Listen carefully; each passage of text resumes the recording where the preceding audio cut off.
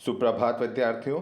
आज हम पाठ 2 राजस्थान की रजत बूंदे पाठ का अध्ययन करेंगे।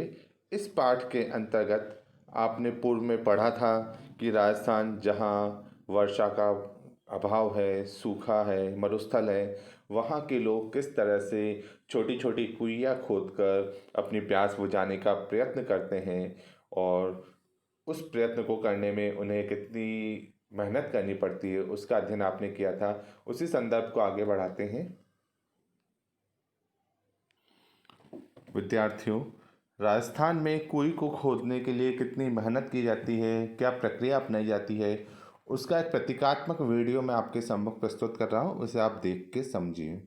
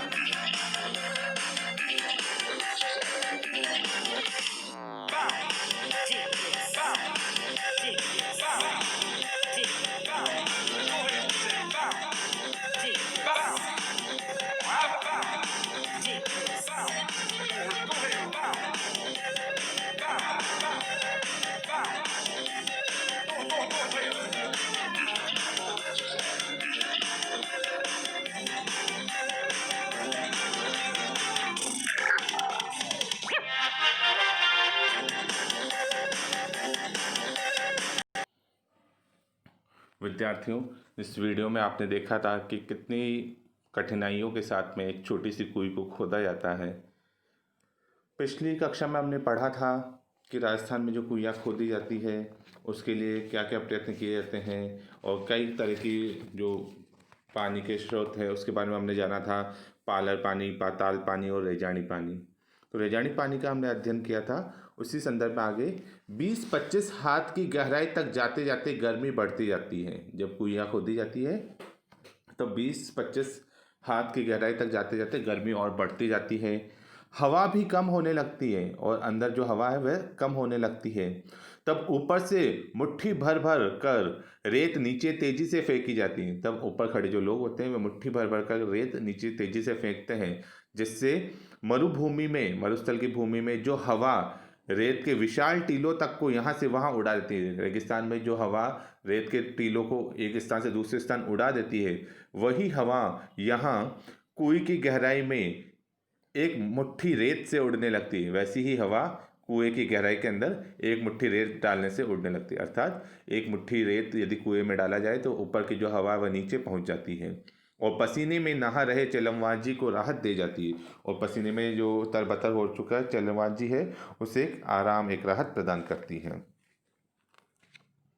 कुछ जगहों पर कुएं बनाने का ये कठिन काम और भी कठिन हो जाता है। कई जगह ऐसी है जहाँ कुएं बनाने का जो कार्य है ये तो कठिन है, वह और भी ज़्यादा कठिन हो जाता है।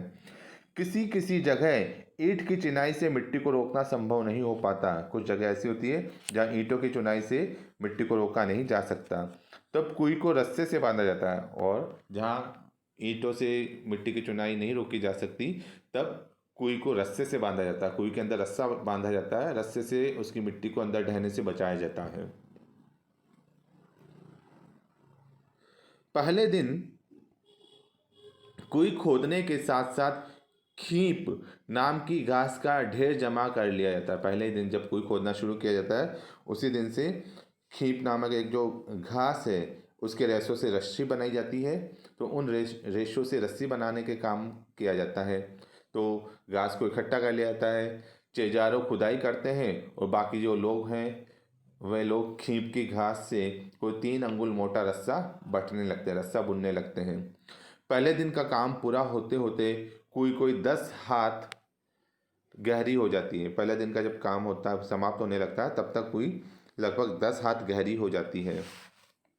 इसके तल पर दीवार के साथ सटाकर रस्से का पहला गोला बिछाया जाता है। उसकी सतह पर दीवार के साथ दीवार को छूता हुआ रस्सी का एक पहला गोला बिछाया जाता है।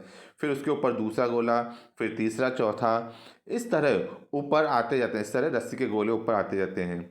खींप घास से बना खुरदरा मोटा रस्सा हर घेरे पर अपना वजन डालता है और बटी हुई लड़ियाँ एक दूसरे में फंसकर मजबूती से एक के ऊपर एक बैठती जाती है। और बटी हुई यानी रस्सी बुनी हुई जो लड़ियाँ हैं वह एक दूसरे में फंसकर मजबूती से एक के ऊपर एक आती जाती है और रस्से का आखिरी छोर ऊपर रहता है। रस्सी का जो आखिरी किनारा है वह ऊपर की ओर रहता है। अगले दिन फिर कुछ हाथ मिट्टी खोदी जाती है और रस्से की पहले दिन जमाई गई कुंडली दूसरे दिन खोदी गई जगह में सरका दी जाती है। अगले दिन फिर से मिट्टी खोदी जाती है और रस्से की जो पहले दिन जमाई गई जो कुंडली है, कुंडली सांप जैसे बैठने की जो गोलाकार मुद्रा होती है वो कुंडली कहलाती है। तो उस कुंडली को दूसरे दिन खोदी गई जो मिट्टी थी, खोदी गई मिट्टी की जगह में धीरे धीरे सरका दी जाती है, धीरे धीरे नीचे खिसका दी जाती है और ऊपर छूटी दीवार में अब नया रस्सा बांधा जाता है। विद्यार्थियों, सर्वप्रथम नीचे की ओर कुंडली बनाई जाती है और उस कुंडली का ऊपर की ओर किनारा तक लेकर जाते हैं। फिर अगले दिन फिर से मिट्टी खोदी जाती है और उस रस्सी को, उस कुंडली को नीचे खिसका दिया जाता है। फिर ऊपर की ओर कुंडली फिर बांध दी जाती है। ऊपर छूटी दीवार में अब नया रस्सा बांधा जाता है। रस्से की कुंडली को टिकाए रखने के लिए बीच बीच में कहीं कहीं चिनाई भी करते हैं। रस्से की जो कुंडली है उसको टिकाए रखने के लिए, स्थिर रखने के लिए बीच बीच में आवश्यकता अनुसार कहीं कहीं चुनाई भी करते हैं। लगभग 5 हाथ के व्यास की कुई में, यानी 5 हाथ के व्यास जो है गोलाई, उसकी कुई में रस्से की एक कुंडली का सिर्फ एक घेरा बनाने के लिए, रस्से की जो कुंडली है उसका सिर्फ एक घेरा बनाने के लिए लगभग 15 हाथ लंबा रस्सा चाहिए। 15 हाथ लंबा रस्से की आवश्यकता होती है। एक हाथ की गहराई में रस्से के 8-10 लपेटे खप जाते हैं। एक हाथ जितनी गहराई में रस्से के लगभग 8 से 10 लपेटे खत्म हो जाते हैं, प्रयोग में आ जाते हैं। इतने में ही नहीं, रस्से की कुल लंबाई 150 हाथ हो जाती है। यहाँ तक कि रस्से की जो लंबाई है वह 150 हाथ तक लंबी बुननी पड़ती है। अब यदि 30 हाथ गहरी कुई की मिट्टी को थामने के लिए रस्सा बांधना पड़े, 30 हाथ गहरी कुई बनाई गई है और उसको रोकने, उसकी मिट्टी को थामने के लिए, उसकी मिट्टी को रोकने के लिए यदि रस्सा बांधना पड़े तो रस्से की लंबाई 4000 हाथ के आसपास बैठती है। रस्सा 4000 हाथ लंबा होना चाहिए। नए लोगों को तो समझ में नहीं आएगा कि यहाँ कुई खुद रही कि रस्सा बन रहा है, और नए लोग जो हैं उनको तो समझ में भी नहीं आएगा कि उस स्थान पर कुआं खुद रहा है, कुई खुद रही है या रस्सा बनाया जा रहा है। कहीं कहीं न तो ज़्यादा पत्थर मिलता न खींप ही मिलती है। कुछ जगह ऐसे होते हैं न तो ज़्यादा पत्थर होता न ही खींप मिलती है। लेकिन रेजानी पानी है तो वहाँ भी कुइयाँ जरूर बनती है। लेकिन वहाँ अगर रेजानी पानी है तो ऐसी जगह पर भी कुइयाँ जरूर बनती हैं। ऐसी जगहों पर भीतर की चिनाई लकड़ी के लंबे लट्ठों से की जाती है। ऐसी जगह जहाँ खींप की घास नहीं मिलती है, और तो ऐसे स्थानों पर क्या किया जाता है कि जो कुएं के अंदर जो चुनाई की जाती है वे लकड़ी के जो लंबे लंबे लट्ठे होते हैं, लट्ठर होते हैं, उनसे की जाती है। वह लट्ठे अरणी, बण अर्थात केर, बावल या कुम्बट के पेड़ों की डगालों, यानी ये अरणी लट्ठे जो है ना, अरणी केर के पौधे, कुम्बटियों के जो पेड़ होते हैं उनकी जो डालियाँ होती हैं, उनकी तने होते हैं, उनसे बनाए जाते हैं। इस काम के लिए सबसे उम्दा लकड़ी अरणी की ही होती है। इस कार्य के लिए सबसे उम्दा, सबसे श्रेष्ठ अच्छी लकड़ी अरणी की लकड़ी होती है। पर उम्दा या मध्यम दर्जे की लकड़ी न मिल पाए, यदि बेस्ट, बहुत अच्छी श्रेष्ठ श्रेणी की या मीडियम क्वालिटी की भी लकड़ी नहीं मिलती है, तब आग तक से भी काम कर लिया जा सकता है। आग की जो लकड़ी होती है उससे भी काम चलाया जा सकता है।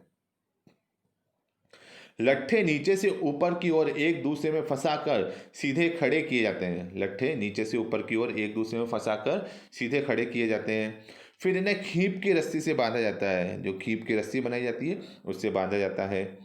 कहीं कहीं चक की रस्सी भी काम में ली जाती है। जो जूट की रस्सी होती है वह भी काम में ली जाती है। ये बंधाई भी कुंडली का आकार लेती है। ये जो बांधने की प्रक्रिया ये भी एक कुंडली के जैसे ही होती है, इसलिए इसे सांपणी भी कहते हैं। इस कारण से इसको सांपणी, सापिन भी कहते हैं।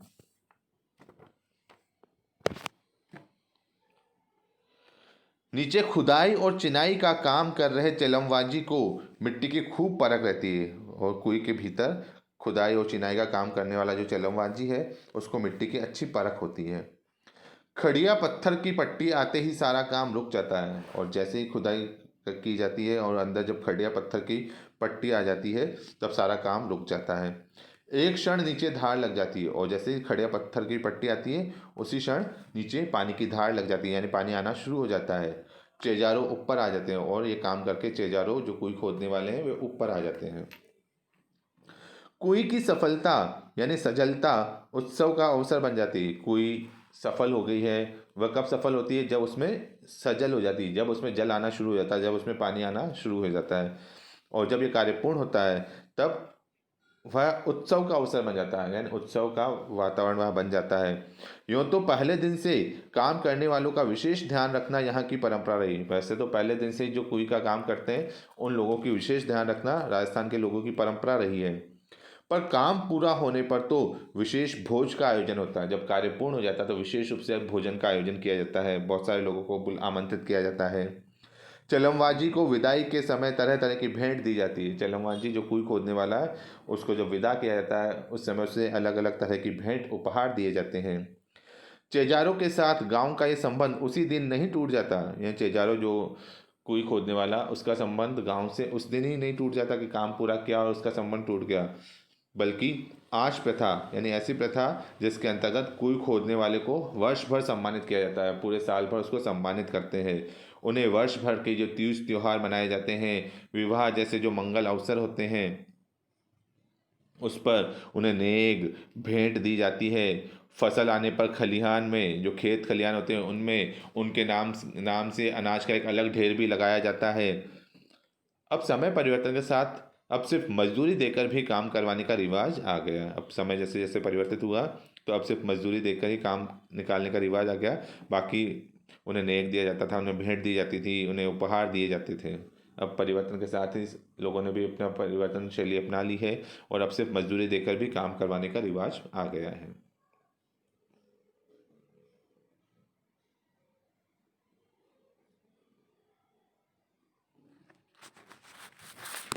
कई जगहों पर चेजारों के बदले सामान्य गृहस्थ भी इस विशिष्ट कला में कुशल बन जाते थे। कई जगह ऐसी है जहाँ चेजारों के बदले जो सामान्य जो गृहस्थ है, सामान्य गृहस्थ पारिवारिक लोग हैं, वे भी इस विशिष्ट कला में कुशल बन जाते हैं, वे भी इस अनोखी कला में वह दक्ष एक्सपर्ट बन जाते हैं। जैसलमेर के अनेक गांवों में पालीवाल ब्राह्मणों और मेघवाल जो अब अनुसूचित जाति के अंतर्गत आते हैं, के हाथों से 100-200 बरस पहले बनी पार या कुइया आज भी बिना थके पानी जुटा रही है। कई जगह जैसलमेर के अनेक गांव हैं जहां पालीवाल जाति के जो ब्राह्मण हैं, उसके अलावा मेघवाल जाति के जो लोग हैं, उनके हाथों से बनी हुई 100-200 साल पुरानी जो कुइया है आज भी लगातार वे लोगों की प्यास बुझा रही है, पानी इकट्ठा कर रही है। कुएं का मुंह छोटा रखने के 3 बड़े कारण हैं। रेत में जमा नमी से पानी की बूंदें बहुत धीरे धीरे रिसती हैं। दिन भर में एक कुएं मुश्किल से इतना ही पानी जमा कर पाती है कि उससे 2-3 गड्ढे भर सकें। रेत में जो जमा नमी है उससे पानी बहुत धीरे धीरे रिसता है और दिन भर में मुश्किल से 2-3 गड्ढे इकट्ठे हो पाते हैं। कुएं के तल पर पानी की मात्रा इतनी कम होती है कि यदि कुएं का व्यास बड़ा हो तो कम मात्रा का पानी ज़्यादा फैल जाएगा और उससे ऊपर निकालना संभव नहीं होगा। कुएं का जो तला है यदि उस पर वह पानी बहुत कम इकट्ठा होता है, और यदि कुएं का जो व्यास है उसका घेरा यदि बड़ा बनाया जाए तो पानी जो तो बहुत कम मात्रा में होता है, और घेरा बड़ा होगा तब पानी की जो मात्रा है वह चारों ओर फैल जाएगी। तब कुएं में से पानी निकालना बहुत कठिन होगा, उसमें से पानी निकालना लगभग असंभव हो जाएगा, क्योंकि पूरे दिन में 2-3 घड़े तो पानी इकट्ठा होता है। छोटे व्यास की कुएं में धीरे धीरे रिस कर आ रहा पानी 2-4 हाथ की ऊंचाई ले लेता है। छोटा जो घेरा होता है उसकी कुएं में धीरे धीरे रिस कर इकट्ठा होने वाला जो पानी है वह 2-4 हाथ की ऊंचाई ले लेता है। कई जगहों पर कुएं से पानी निकालते समय छोटी बाल्टी के बदले छोटी चड़स का उपयोग भी इसी कारण से किया जाता है। कई जगह कुएं से पानी निकालते समय छोटी छोटी बाल्टी के स्थान पर जो चड़स होती है उसका उपयोग भी किया जाता है। चड़स चमड़े और कपड़े से बनाया हुआ एक थैला होता है, उसका उपयोग भी किया जाता है। धातु की बाल्टी पानी में आसानी से डूबती नहीं है। धातु से बनी हुई जो बाल्टी है पानी में बहुत इजीली आसानी से डूबती नहीं है। पर मोटे कपड़े या चमड़े की चड़स के मुंह पर लोहे का वजनी कड़ा बंधा होता है, लेकिन जो मोटा कपड़ा और जो चमड़े की चड़स बनी होती है, उसके मुंह के ऊपर एक लोहे का वजनदार कड़ा बंधा होता है। चड़स पानी से टकराता है, और जब चड़स को कुएं के अंदर डाला जाता है, वह पानी से टकराता है, तब ऊपर का वजनी भाग नीचे के भाग पर गिरता है। ऊपर का जो वजनी कड़ा होता है वह नीचे के भाग पर गिरता है, और इस तरह कम मात्रा के पानी में भी ठीक से डूब जाता है। इस तरह से पानी की मात्रा कम होने पर भी चड़स आसानी से डूब जाता है, और भर जाने के बाद ऊपर उठते ही चड़स अपना पूरा आकार ले लेता है। और जब वह भर जाता है और जैसे ऊपर उठता है, चड़स अपना पूरा आकार ले लेता है, पानी भरकर बाहर निकलता है। तो विद्यार्थियों, आज आपने जाना कि किस तरह से राजस्थान में कुइयों की रचना की जाती है।